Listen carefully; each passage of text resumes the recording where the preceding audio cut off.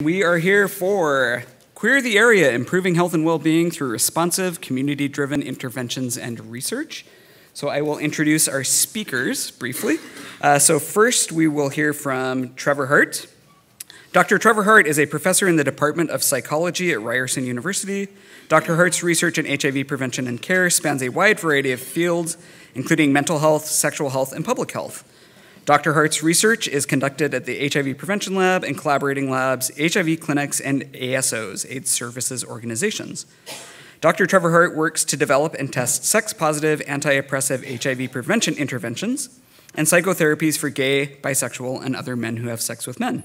His work is both community-based and clinical and relies on a health promotion framework.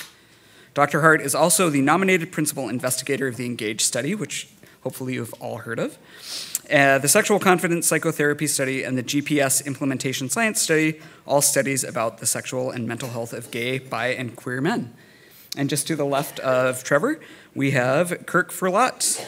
Kirk holds a Master of Arts in Health Promotion from Dalhousie University, where he completed his thesis looking at perceptions of end-of-life older gay, bi, and other men who have sex with men. He has worked in a queer and trans health research and advocacy through a number of Halifax organizations, and Kirk now works as the regional manager for the CBRC in Atlantic Canada, where he seeks to increase access and uptake of combination prevention strategies related to HIV and STBBIs. Kirk continues his research through projects on long-term care needs for older LGBTQIS2+ adults. And I assume that you are Chris. Yes. Okay, just let me scroll down. Chris, hold on one second. Chris recently graduated from the Master of Science in Medicine in Applied Health Services Research from MUN Atlantic Regional Training Center. Chris used to work as the education and outreach worker for the GUYS Project, Gay Urban Youth Zone, at the ACNL, AIDS Committee of Newfoundland.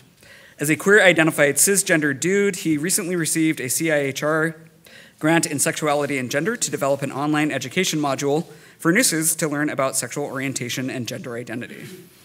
Chris would like us all to know that he is from Newfoundland and his day job is running the family wholesale food business, and he thinks you should visit.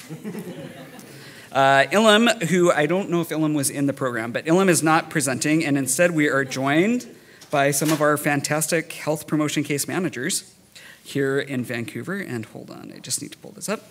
So we have immediately to the left of Chris, Gwen Lister. Gwen is a health promotion case manager for AIDS Vancouver, who works with gay, bi, and other men who have sex with men. And Ashley Drager, who is also a health promotion case manager for AIDS Vancouver and works predominantly within the Indigenous population. And I don't think Richard is here. Okay.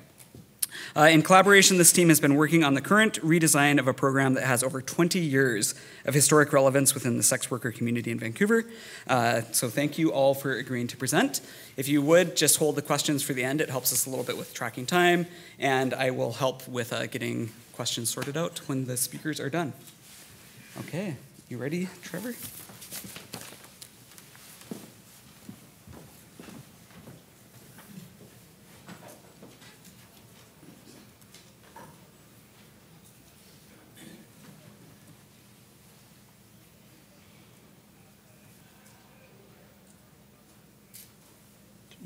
Okay.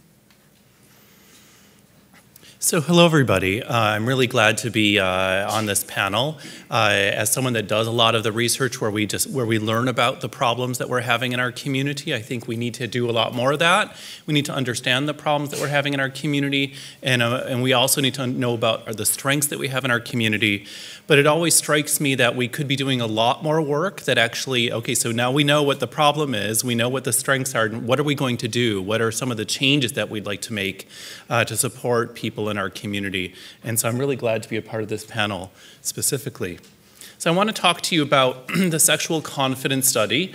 It is a type of therapy. It's actually a therapy study that integrates sexual health and mental health, and I'll be talking to you more about it. So the major focus of the study is on social anxiety. Social anxiety is anxiety about being evaluated in social or performance situations. Situations like going to a party, meeting a guy for the first time, having a date, having sex with someone that you don't know 100%, being uncomfortable about how you're performing and how you're doing something. So this is not really we're not talking about this as something that's necessarily at the level of a problem, but something that can cause problems in our life, but is still a very common phenomenon. So why are we integrating social anxiety into HIV prevention? Well, there is a lot of research, and I know this is not the purpose of this talk, but there's a lot of research that shows that men who have sex with men, gay, bi, queer, and other men who have sex with men, may have a developmental vulnerability for social anxiety. So it's not that we ourselves, it is essential of as gay, bi, queer, two-spirit men that we have a vulnerability, but we develop one because of the social environment that we're in that delegitimizes us and constantly negatively evaluates us or our communities. So people start to be concerned that they're going to be negatively evaluated because it's happened before, or they are still, to this day, maybe concerned that it could happen. And this is not just a historical phenomenon for any of you who watched the news last night. And social anxiety also is associated with riskier sex among men who have sex with men. So basically, we're defining risky sex. It used to be only defined as anal sex without condoms, but as we know, that is a much more complicated topic nowadays, and I'm glad it's more complicated. However, sex that basically puts somebody at risk for getting something that they didn't want to get, doing things that they didn't want to do, having sex that they didn't particularly want. Maybe they wanted to have sex with that guy, but they didn't want that specific kind of sex. Maybe they're doing something that they wouldn't have done because they want to be liked, they want people to think they're hot, they want to have that intimacy. And we know that social anxiety is associated with kind of having sex that you don't want among gay and bisexual men. So I'm not going to talk at length about this program, but the program really starts out with understanding sexual behavior. So we talk to men. We don't assume that we understand what the men are who undergo the type of counseling or psychotherapy that we do. We don't start out with telling people what their history is. We get to know about their sexual history. We get to know what are their sexual risk limits. What do they consider to be risky? What are things that they're willing to navigate? Maybe for some guys, for example, they're okay with getting syphilis. They're not happy about it, but that's a risk they're willing to consider to do the types of sex they'd like to do. For other guys, that might not be the case. We also talk about their relationship history in session 2 and talk about what are their desired relationships. What kind of relationships would they like to have? Is it a lot of relationships? Is it one relationship? Is it monogamy? Is it polyamory? Is it a combination? Is it not particularly relationship in terms of romantic, but maybe lots of sexual relationships and friendship relationships? We don't know what people want, so we try to find out. And we discuss how their needs for relationships, whether they're platonic, romantic, or sexual, are met by sex, and to identify what are their personal barriers to the sexual behavior change they'd like to engage in. We then move into cognitive behavioral therapy for social anxiety. We talk about social anxiety, what is it, and how is it associated with risk for getting HIV or sexually transmitted infections. We talk about what are their social and sexual situations that cause them the most fear. It's called a fear and avoidance hierarchy, where they kind of make a list of 10 situations that they'd like to work on, from the most anxiety-provoking to the least anxiety-provoking. We do something called cognitive restructuring, where we help people to think the way they'd like to think, with their values, with their goals, with their context, but without maybe social anxiety impairing their ability to do what they want to do. And we also do these things called exposures. And exposure just means facing down your fear. So it doesn't mean exposing yourself to other people necessarily. I mean, it could if you want to, but it doesn't have to. It's about exposing yourself to what scares you. So for example, saying no to a guy who wants to have sex with you think is attractive. For example, asking a guy out. For example, telling a guy that you think he's attractive. And for social situations, talking with somebody, making small talk with somebody that you're attracted to. And problem solving to manage alcohol and drug use is also what we do. So again, we don't tell people what their goals are for alcohol and drug use. We ask them what their goals are, and we ask them how their social and sexual goals are being helped by their substance use, or in some ways not being helped, and to help them to manage their drugs and alcohol use in ways that suits them and their values. And then in session 10, we talk about how to avoid going backwards, how to avoid where anxiety is now taking over your life in ways that you don't want to. So we call that relapse prevention, but we're not that term doesn't refer to what a lot of people think in kind of the regular wording. We're not talking about they're relapsing into a state of complete substance dependence. Some of our guys have problems with substance dependence, and most of our guys do not. So we're talking about going backwards, how to maintain your progress, and how to move forward with your goals. So if you want to know more about it, we have written some papers about it. The first paper, which is in cognitive and behavioral practice. Nowadays, you can go to Google Scholar in case you're like, how do I get access to some of this stuff? And if you want to read more and you don't have access to a university library, email me. I'll give you my email. I'm very glad to share this stuff, especially for those of you who are counselors, but even for people that are not counselors but would like to know more. This article is actually about how to unpack this kind of on a person-by-person basis with some case studies. So I'm not going to talk to you a ton about this, but we basically I'm going to be presenting a little bit about our data. The guys were 18 to 65 years of age. These guys were identified themselves as HIV negative, and they had condomless anal sex. These guys were HIV negative again with a guy who they identified was HIV positive or of unknown HIV status. We did not exclude people who were on PrEP, although at the time that we did the study in Toronto, there were not lots of guys on PrEP. That's changed a lot since we did the study.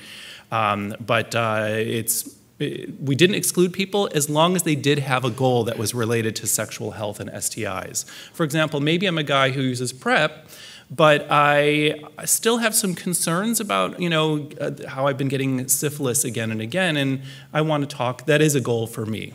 So we allow people to be included if they're using PrEP. We often say PrEP is the end goal for HIV negative guys, but I think it's a potential end goal, but I think it depends on the people. And so we want to let people make that decision for themselves.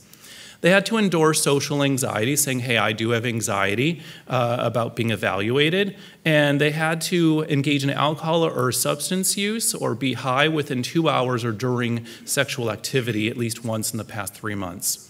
So we had a lot of different measures. I'm not going to be covering all those measures for purposes of this conference, although if you are a research nerd, I'm so glad to chat with you about it. We have a baseline, we have a post, so basically an assessment right after they finish therapy, and 3 months after they finish therapy, and 6 months after they finish therapy. I won't cover the statistical analyses, although I want to. So in short, what we saw is we saw a lot of significant improvements, and this was only among 21 guys. So we were worried, if you guys know about statistics, it's hard to find anything to be statistically significant if you have a therapy trial and you're learning about something with 21 guys. But we actually did see reductions in social anxiety disorder, which is when the social anxiety is so high that it causes problems in people's lives that are kind of more pervasive. We saw reductions in alcohol dependence.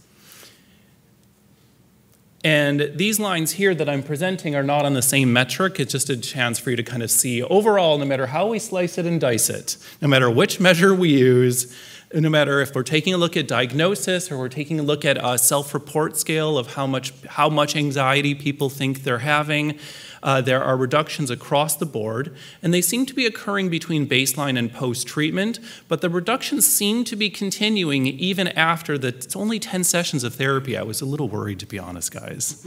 I was like, I hope we find anything.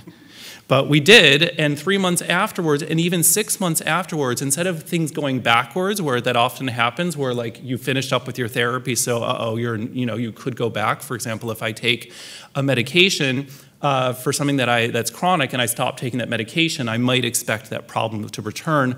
What happens instead is people are internalizing what they've learned in therapy, and they're using those skills to manage their social anxiety when the therapy is already finished.